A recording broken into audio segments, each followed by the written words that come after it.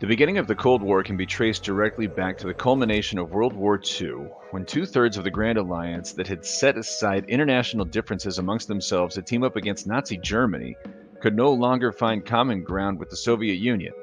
Ultimately, the United States would lead an alternative faction and set up a bipolar world that would feature decades of post-war hostility.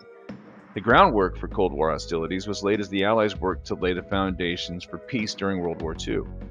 Leadership from the three countries would periodically meet and negotiate for influence while the fighting was ongoing. One of those meetings took place at the Yalta Conference in 1945. The primary attendees at Yalta were Winston Churchill from the United Kingdom, Joseph Stalin from the Soviet Union, and Franklin Roosevelt from the United States. While the meeting was supposed to help all involved continue their alliance into a partnership that would maintain unity in the post-war world, it really demonstrated how incompatible their respective long-term goals were. As one American dignitary will put it, the cooperation between the war was a facade built on misperceptions rooted in the different values, priorities, and political ground rules of the two societies. When they had gathered, it was understood that the Nazi menace had been defeated in Europe, but war in the Pacific was nowhere near as foregone a conclusion.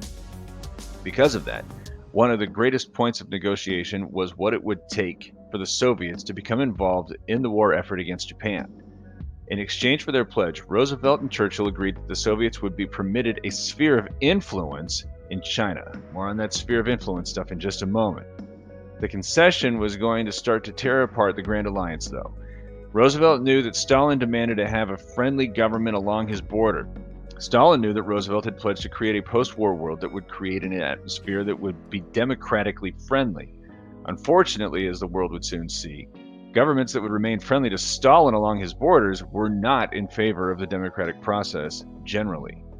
Roosevelt was willing to overlook the Soviets' long history of oppression while negotiating. As his Secretary of Commerce Harry Hopkins would put it, "We really believed in our hearts that this was the dawn of the new day we'd been praying for.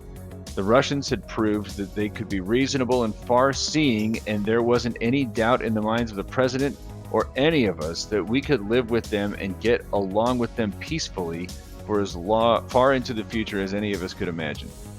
As we'll see, their imagination was short-lived.